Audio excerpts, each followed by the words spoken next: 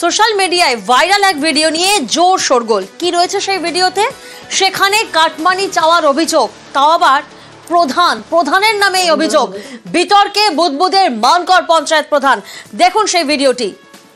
এটা নাও আর বলো না। দেখো কত আছে, দেখো তুমি 5,000 দিয়েছি। ওটা নয় তো, এই তোর সামনা ছেলে যে 10% হচ্ছে, সে 10% করতে বুঝতে নেই। অত খুঁজলে হয় দিদি? আমাদের থাকবে ক টাকা বলো? আমি আবার যে জায়গায় কাজ নিয়েছি সেই জায়গায় কত কিছু এক্সট্রা কাজ করেছে।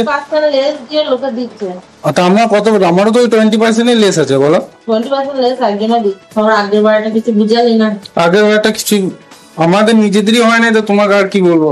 1,60,000 কাজে 1.5 লাখ টাকা খরচ হয়েছে। কতটা এক্সট্রা কাজ করেছি তুমি জিজ্ঞেস করো না? তোমার অফিসের লোক তো গিয়েছিল চেক করতে। 1.5 লাখ টাকার কাজ করেও কতজন দিবে? আগেরটাকে বলে দিলাম, তুই বললি হ্যাঁ দেবো, নিয়ে আসতে পারবো। আমি হিসাব করে দেখলাম তো কিছুই থাকছে না, তাহলে আমি কি দেবো তোমাকে? তো 5 দিচ্ছি, তো আবার কত লাগবে? দাঁড়াবো, যা কাজ হয় কত টাকা কাজ হয়? 2,49,000 টাকা। যদি 2% করে হয় সেটা তোমার তো 5,000 হয়ে যাচ্ছে। আমার হয়ে যাবে, এখন বলবো না। এটা নাও আর বলো না। প্রতিনিধি অর্পণ এই মুহূর্তে আমাদের সঙ্গে রয়েছেন। সরাসরি অর্পণের কাছে জানবো। অর্পণ, আমরা সেই ভাইরাল ভিডিও দেখলাম যেখানে একেবারে নিজের অফিসে বসেই কাটমানি নিচ্ছেন, তিনি পার্সেন্টেজের হিসাব করছেন এই ডালিয়া লাহা। এর আগেও কি এই ধরনের অভিযোগ ছিল ডালিয়া লাহার বিরুদ্ধে? এবার তো না হয় একেবারে ভিডিও সামনে এসে গেল। দেখো, এর আগেও কিন্তু অভিযোগ ছিল এই পঞ্চায়েত প্রধানের বিরুদ্ধে যে কাটমানি নেওয়ার অভিযোগ উঠে আসে, এবং এই ভিডিও ভাইরাল হওয়ার পরেই কিন্তু শোরগোল পড়ে যায় এলাকায়। কারণ দেখা যাচ্ছে একেবারেই প্রধান তার নিজের দপ্তরে অর্থাৎ নিজের অফিসে বসেই কাটমানি নিচ্ছে এক ঠিকাদারের থেকে। সেই ভিডিও ভাইরাল হয় এবং এই ভিডিওতে বেশ কিছু কথোপকথন উঠে আসে। কারণ সেখানে দেখা যাচ্ছে যে প্রধান তিনি নিজেই বলছেন ঠিকাদারকে যে পার্সেন্টেজ বাড়ানোর কথা, অর্থাৎ আগে ছিল 2%, সেটা বাড়িয়ে 10% নিয়ে আসতে হবে, এমনটাই কিন্তু কথোপকথনে কিন্তু সেটা শোনা যাচ্ছে। যদিও এই ঘটনায় একেবারেই কিন্তু বিড়ম্বনায় এই প্রধান, কারণ তিনি নিজের অফিসে বসে কিন্তু কাটমানি নিচ্ছে। শুধু এইবারেই নয়, কিন্তু ভিডিও ভাইরাল হওয়ার আগেও কিন্তু এর বিরুদ্ধে অভিযোগ ছিল, কিন্তু এই ভিডিও ভাইরাল হওয়ার পরেই কিন্তু চারিদিকে কিন্তু শোরগোল হয়ে পড়ে যায়। কারণ এই প্রধান কিন্তু একেবারেই তিনি কিন্তু নিজে এই অভিযোগ অস্বীকার করেছেন। একেবারে অভিযোগ মানতে নারাজ এই প্রধান। অন্যদিকে কাটমানি বিতর্কে প্রধানকে কটাক্ষ পদ্ম শিবিরের। যে এজেন্সিকে আমরা আসতে বলেছিলাম, এজেন্সি আসেনি, ওনার পরিবর্তে একজন এসেছিল।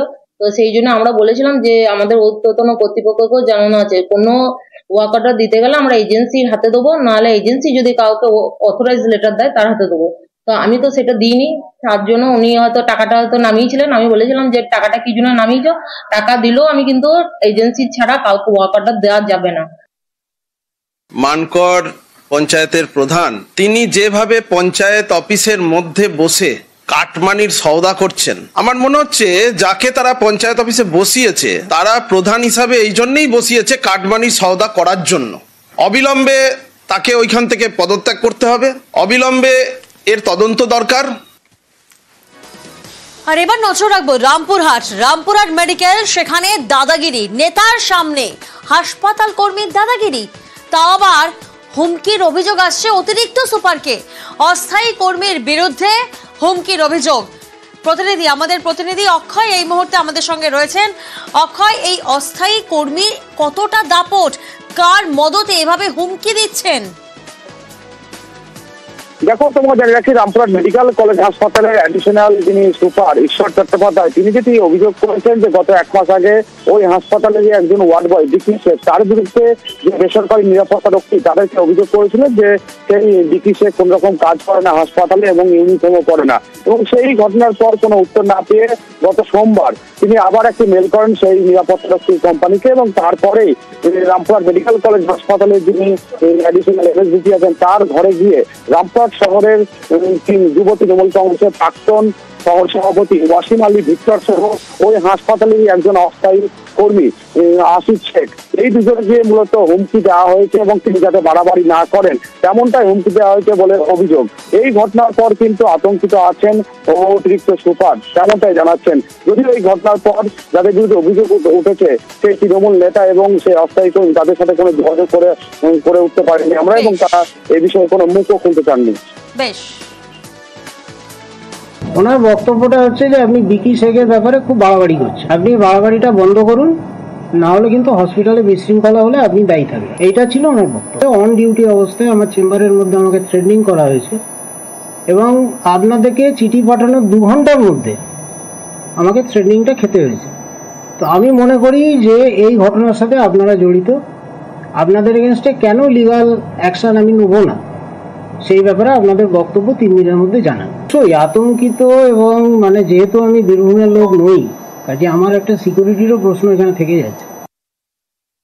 সহকারী এমএসবিবি আমি যতদূর জানি ঈশ্বরবাবু ভালো লোক, তাকে কিছু জোর জবরদস্তি কিছু অন্যায় আবদার করেছিল, করেনি বলে আজকে থ্রেট দিচ্ছে তৃণমূল কংগ্রেসের নেতা।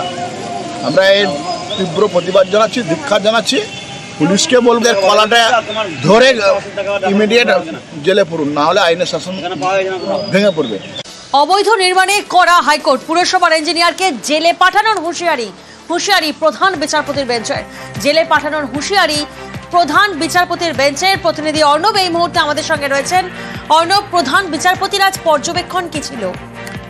দেখো, প্রধান বিচারপতি টি.এস. শিবরত্নম এবং বিচারপতি চৈতালি চ্যাটার্জি দাস এই ডিভিশন বেঞ্চ আজ স্পষ্ট কড়া ভাষায় কলকাতা পুরসভার ইঞ্জিনিয়ারদের যে পদক্ষেপ, সেই পদক্ষেপের সমালোচনা করে জানিয়েছে, যদি কোনো পুরসভায় বেআইনি বাড়ি নির্মাণ নিয়ে অভিযোগ আসে, নির্দিষ্টভাবে স্থানীয় বাসিন্দারা অভিযোগ করে, সেই অভিযোগ পাওয়ার পরও কেন এক পা নড়বে না ইঞ্জিনিয়াররা, কেন সরেজমিনে সেই বিল্ডিং খতিয়ে দেখে এসে আদালতে কোনো রিপোর্ট দেবে না, এবং কার্যত আদালতকে বোকা বানানো হচ্ছে এবং ঘরে বসে একটা রিপোর্ট তৈরি করে ইঞ্জিনিয়াররা দিচ্ছেন কলকাতা হাইকোর্টে।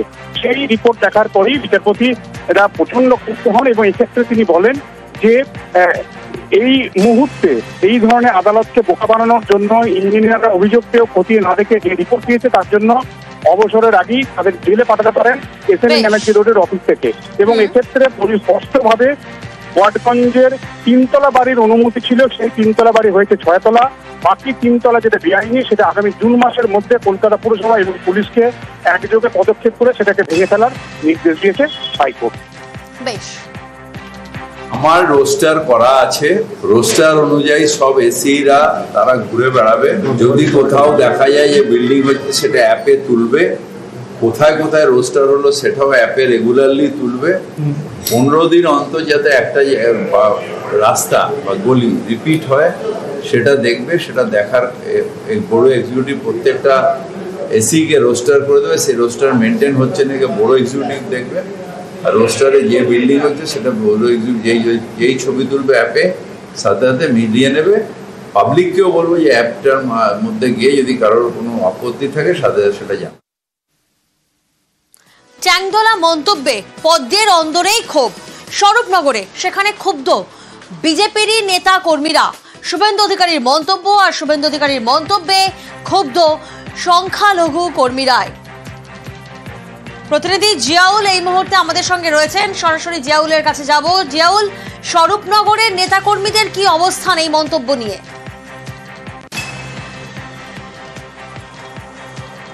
দেখো, তারা সত্যি বিজেপি কর্মী সমর্থকরা একটা বিড়ম্বনার মধ্যে পড়েছেন। তার কারণ শুভেন্দু অধিকারী একদম স্পষ্ট ভাষায় বলেন যে 26-এ নির্বাচনে যদি তারা ক্ষমতায় আসে তাহলে মুসলিম যারা বিধায়ক হবেন তাদেরকে চ্যাংদোলা করে রাস্তায় ফেলে দেওয়া হবে।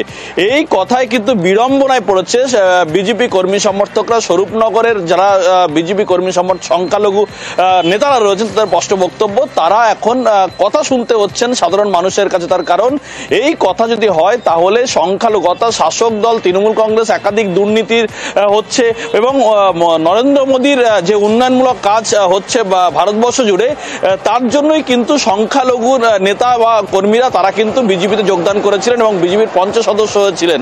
কিন্তু পরবর্তী দেখা যায় এই যে শুভেন্দু অধিকারী যেভাবে মন্তব্য করছেন সংখ্যালঘুদের উপর, ফলে তারা কিন্তু বিড়ম্বনায় পড়েছে। তার কারণ নেতা কর্মীরাই এই মন্তব্যে যেখানে বলছে একটা কমিউনিটির ভোটের প্রয়োজনই নেই। আমি জানি না কোনো রাজনীতিতে এরকম বলতে পারে না যে আমার ওকে ভোটের প্রয়োজনই নেই। যদি প্রয়োজন নাই থাকে তাহলে এরা কেন খেটেছে, এরা কেন ভোট দিয়েছে? আমার মনে হয় অবশ্যই এতে ভোট, আমার স্বরূপনগরে আমরা সংখ্যালঘু 49%, সংখ্যালঘু 51% হিন্দু ভোটার। এখানে আমার মনে হয় স্বরূপনগর আগামী দিন ক্ষতির কোন ইয়ে দেখবে। বর্তমান যে পরিস্থিতি যেটা তৈরি করছেন, বিশেষ করে শুভেন্দুবাবু, ওনার ভাষাভিত্তি দেখে আমাদের মনে হয় যে উনি এই ভারতীয় জনতা পার্টিটাকে বেশি দূর উনি এগিয়ে নিয়ে যেতে পারবে না। এই যে সমস্ত ভাষাভিত্তি উনি ব্যবহার করছে, বিশেষ করে মুসলিমদের বিরুদ্ধে, তাতে করে আমাদের এই রাজনীতিটা এগিয়ে নিয়ে যেতে আগামী দিন খুব সমস্যা হয়ে যাচ্ছে। আমাদের উপর নেতৃত্ব যারা আছে, আমরা যদি ওনার বিরুদ্ধে কোনো স্টেপ না নেয়, তো যেমন আগের বার 18টা ছিল লোকসভা, এবার 12টা হয়েছে, সে একমাত্র ওনার জন্য হয়েছে। শুভেন্দুবাবু এমন লেকচার দিচ্ছেন, ভাষণ দিচ্ছেন যে মুসলিমদের তুলে আছাড় মারবে, এ করবে, তা করবে। সংখ্যালঘু বিধায়কদের ছুড়ে ফেলার হুঁশিয়ারি, চ্যাংদোলা করে ছুড়ে ফেলার হুঁশিয়ারি শুভেন্দু অধিকারীর। কে বলেছিলেন তিনি, শোনাবো আপনাদের। অন্যদিকে দিলীপ ঘোষ, তিনি শুভেন্দু অধিকারীর এই মন্তব্য সমর্থন করেন না।